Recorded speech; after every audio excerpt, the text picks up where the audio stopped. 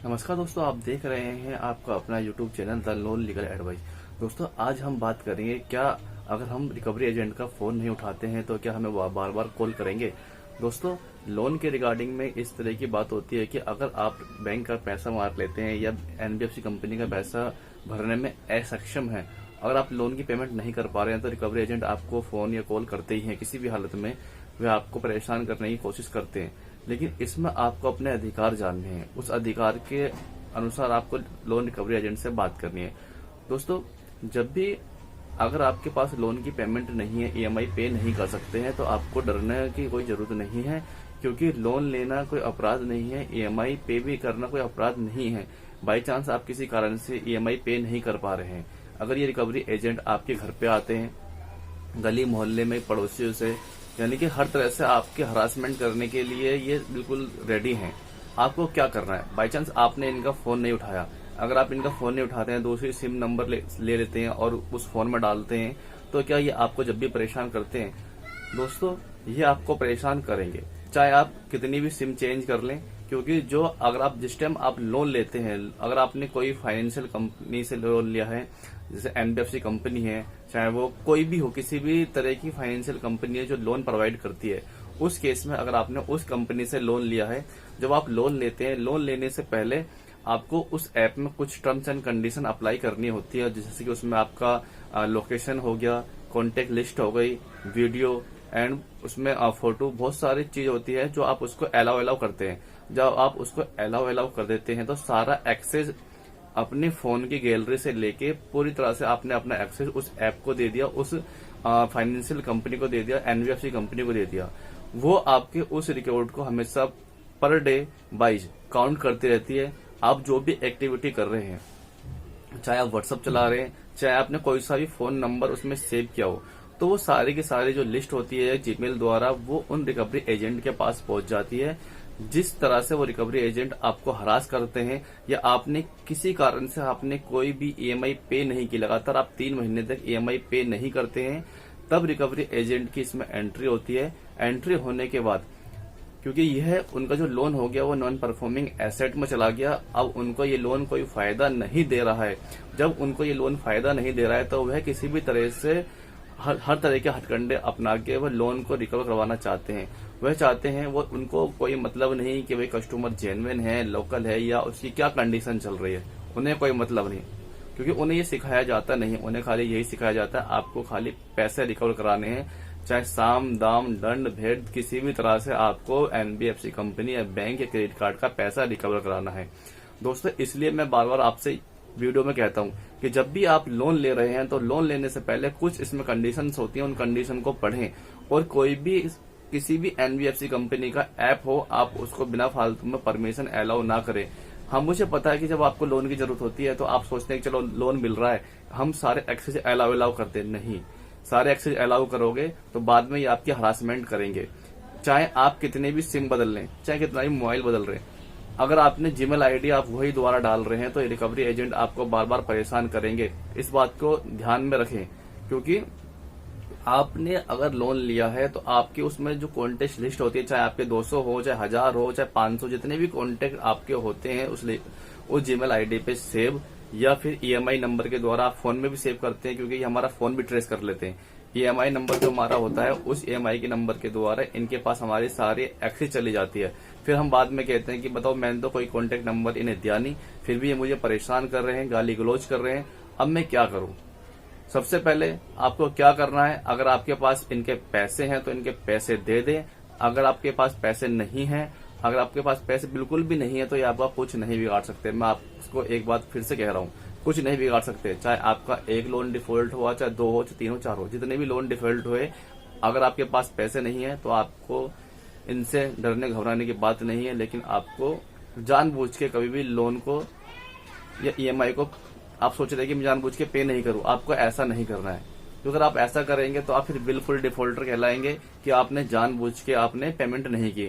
Suppose that आप घूम रहे हैं, बुलेट से घूम रहे हैं, आपके पास आईफोन है, फ्लैटों में रह रहे हैं, लंबी लंबी कारों से घूम रहे हैं, तो इससे क्या इंटेंशन होती है, चाहे रिकवरी एजेंट हो, चाहे एनबीएफसी कंपनी हो, चाहे बैंक हो, जब उनके रिप्रेजेंटेटिव आपके घर पे मिलने के लिए आते हैं, अगर उन्होंने ये देखा कि इस बंदे पे तो वही आईफोन भी है, केटीएम चला रहा है, बहुत सारी चीजें पर्सनल चीजें यूज कर रहा है, जिससे उन्हें दिख रहा है कि इसने ही जानबूझ के लोन डिफॉल्ट किया है, इसकी इंटेंशन ही देने की नहीं है, तो इस तरह की भी आपको इंटेंशन नहीं बनानी है। सबसे पहले आपके पास चाहे पैसे हो, इनके पैसे दे दें। अगर आप किसी से मांग के इन्हें पैसे दे रहे हैं, आपको लगता है कि मैं उसको पैसे दे सकता हूं, तो आप इनके पैसे दे सकते हैं। लेकिन ध्यान रहे, आपको कभी भी एक लोन को भरने के लिए दूसरा लोन नहीं उठाना। अगर आप एक लोन को भरने के लिए तीसरा लोन उठाएंगे तो आप फंसते चले जाएंगे। हमारा जो टॉपिक था इस बात पे नहीं था। हमारा टॉपिक ये है कि अगर हमने फोन चेंज कर दिया या एड्रेस चेंज कर दिया, क्या रिकवरी एजेंट हमें परेशान करेंगे? दोस्तों, चाहे आप कितना भी फोन चेंज कर ले, चाहे कितना भी एड्रेस चेंज कर ले, ये रिकवरी एजेंट वहां तक पहुंच ही जाते हैं, क्योंकि इनके पास हमारे जो कॉन्टेक्ट लिस्ट होती है, ये उन प्यारे रिश्तेदार को कॉल करते हैं और कहते हैं कि भाई इस तरह से कॉल करेंगे कि भाई मैं इस व्यक्ति को जानता हूं, इस व्यक्ति का कुछ लॉटरी लगी थी या कोई इसका पार्सल आया था या कोई इसका इम्पोर्टेंट सामान है, ये मुझे उस व्यक्ति को देना है। या ये भी कह सकते हैं कि उनका रास्ते में मुझे फोन पड़ा हुआ मिला था, आप उनके कौन बोल रहे हो। तो दोस्तों, रिश्तेदार प्यारे यही सोचते हैं कि भाई क्या पता सच में ही इस तरह की बात है, तो वह बता देते हैं कि ये इस एड्रेस से अब दूसरे एड्रेस पर जाके शिफ्ट हो चुके हैं, तो वहां से उनसे एड्रेस निकलवा लेते हैं। सबसे पहले हमारे रिश्तेदारों के पास जाते हैं, उनसे हमारे बारे में बताएंगे कि भाई देखो, ये आपका जो रिश्तेदार था, इसने इतने पैसे लेके, बैंक के पैसे लेके मर गया, ये एनबीएफसी कंपनी के पैसे लेके चला गया, चोर है। तो सबसे पहले ये वहां जाके बेइज्जती करते हैं। उसके बाद जब ये आपके एड्रेस पे आ जाते हैं तो आपके गली मोहल्ले में बेइज्जती करते हैं, लेकिन आपको इनसे डरना नहीं है।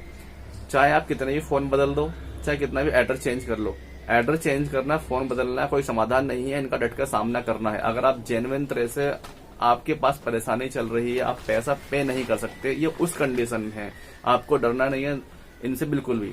और कोई आपकी मदद नहीं कर सकता, चाहे आप यूट्यूब पे कितनी भी वीडियो देख लें, चाहे कितने भी आप, चाहे उसमें कोई भी आपको लोन की एडवाइस दे रहा है, आपकी वो जब तक मदद नहीं कर सकता, जब तक कि आप खुद अपने आप में एक दृढ़ निश्चय नहीं बनाएंगे कि मुझे इनके खिलाफ अब आवाज उठानी है। आवाज उठाने का मतलब ये नहीं है कि आपके घर में पैसे पड़े हैं, सब कुछ है, आप संपन्न है, पैसे दे सकते हैं, और आप पैसे नहीं दे रहे तो ये आवाज उठाना गलत है। ये उन्हीं के लिए वीडियो है कि जिनके पास पैसा नहीं है भरने के लिए, चाहे जिस भी तरह से उनकी हालत ऐसी हो चुकी है, चाहे उन्होंने मजे में करी, कैसे भी करी, कि वो पेमेंट नहीं कर पा रहे। ये वीडियो उनके लिए है कि आपको रिकवरी एजेंट के खिलाफ आपको लड़ाई उठानी है, आवाज उठानी है। वो इसलिए उठानी है क्योंकि इन रिकवरी एजेंटों के चक्कर में आके कई सारे ऐसे परिवार हैं जो आत्महत्या करके मर जाते हैं, और हमारा मोटिव यही है कि आपको हम मरने देना नहीं चाहते। चाहे कोई भी, चाहे मैं हूं, चाहे अदर दूसरा व्यक्ति हो, चाहे मेरी इस वीडियो को देखेगा, जो भी हो, उन सभी से यही आग्रह है कि आपको, अगर आप लोन की पेमेंट नहीं कर पा रहे हैं तो लोन की पेमेंट करने के लिए आप चाहे मेहनत करें, कुछ भी करें, बस चोरी चकारी छोड़ के, किसी की हत्या करके छोड़ के, आपको जितनी मेहनत करनी है, चाहे काम जैसा भी आपको मिल जाए, छोटा बड़ा कुछ भी हो, चाहे आप बैटरी रिक्शा चलाएं, कुछ भी करें, लेकिन आपको मन में एक दृढ़ निश्चय बनाना है कि मुझे अब इनकी पेमेंट करनी है, और भविष्य में जब तक मेरा लोन नहीं चुकेगा मैं दूसरे लोन की सोचूंगा भी नहीं। क्योंकि आप सोच रहे हैं कि चलो ठीक है, ये मेरा 1 लाख का लोन है, अभी मुझे दूसरी कंपनी दे रही है 2 लाख का लोन है, मैं उसे लेके इस लोन की पेमेंट कर दूं। बिल्कुल भी आपको ऐसा नहीं करना है। अगर आप ऐसा करेंगे तो दोबारा आप लोन के दलदल में फंसते चले जाएंगे, फिर आपको निकालने वाला कोई नहीं है। क्योंकि ये लोन एक ऐसी चीज है, शुरुआत में तो ये हमें अच्छी लगती है, जब आपको लोन की जरूरत होती है आपको हर तरह से लोन मिल जाएंगे, चाहे वो कोई भी फाइनेंशियल कंपनी हो, ऐप हो, बैंक हो, क्रेडिट कार्ड हो, आपको शुरुआती में लोन मिलना बहुत आसान ही है। जब आप इस दलदल में फंस जाते हैं, इस दलदल से निकलना बहुत कठिन है। बहुत से कह देंगे कि जब आप इंटेंशन नहीं बनाओगे तो कहां से निकल जाओगे। चाहे वो कितनी भी इंटेंशन बना ले, अगर उसने 5-6 लोन ले लिए, 3-4 क्रेडिट कार्ड ले लिए, तो उसने अपनी कवर खोद ली। क्योंकि क्रेडिट कार्ड का जो हाई रेट ऑफ इंटरेस्ट होता है, वो उसमें कुछ कंडीशन छुपी होती है जो कि आपको पता नहीं होता है। आपने देखा, अच्छा 2000 का बिल है, मैंने पेमेंट कर दी, मिनिमम ड्यू पे कर दी, इसमें क्या है? उस मिनिमम ड्यू को भी आप पे करते हैं ना, तो उसमें भी जीएसटी, आरएसटी सब कुछ लगा होता है। अगर आप उस मिनिमम ड्यू को पे कर रहे हैं, सपोज दैट आपने 5000 रुपए बैंक से निकाल लिए, 5000 निकालने के बाद आपका 200 रुपए मिनिमम ड्यू बन रहा है, किसी हर बैंक का अलग अलग रूल होता है, बन रहा है, तो आप वो 200 रुपए की पूरी आप मिनिमम ड्यू पे कर रहे हैं, वो आपका ब्याज है, पर मंथ आप ब्याज पे कर रहे हैं। इसमें आपका कोई भी किसी भी तरह से लोन का अमाउंट या क्रेडिट कार्ड का बिल पूरा पे नहीं हुआ। ये मैंने एक छोटा सा अमाउंट बताया, कभी आप सब सोचो कि ना 200 बता दिया तो सही तो है, ब्याज से तो बढ़िया है।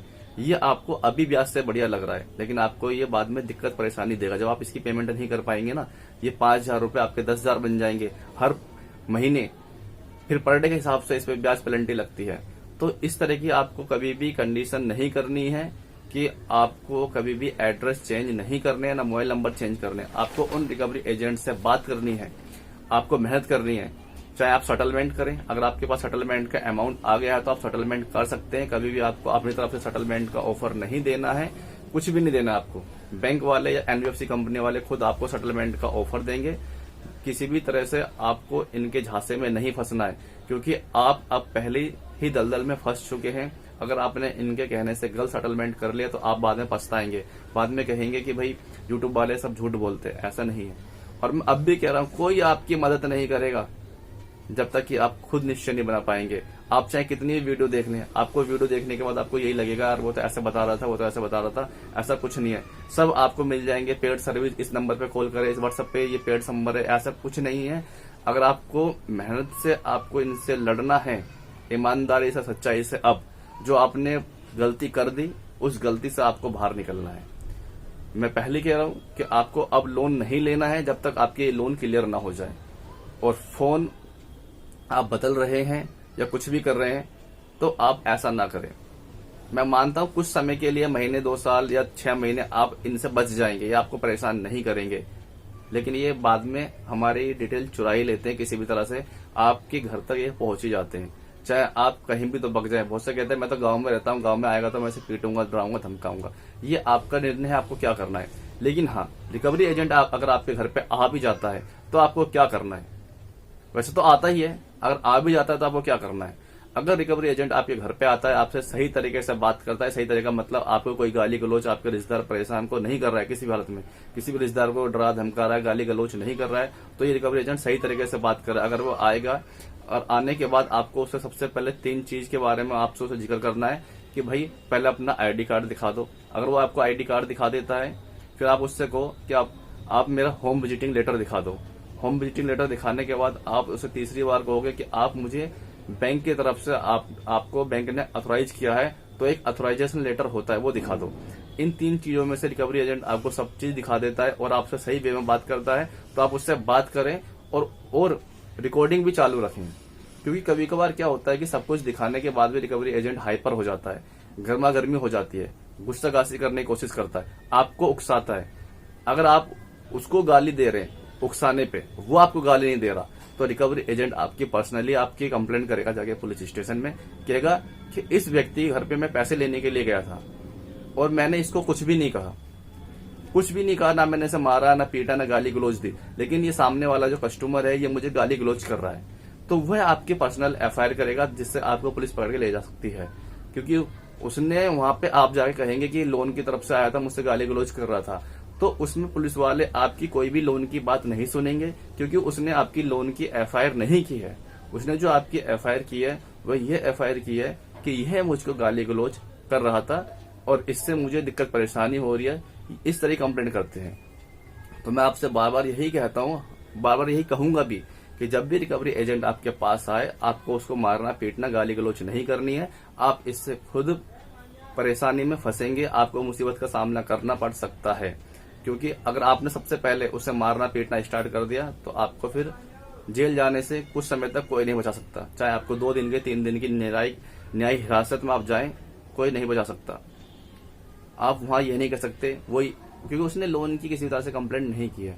इसलिए मैं आपसे कहता हूँ जब भी रिकवरी एजेंट आपके पास आए, आपको वीडियो ऑडियो सब बनानी है, उनसे बात करनी है। बात करने के बाद उनको समझा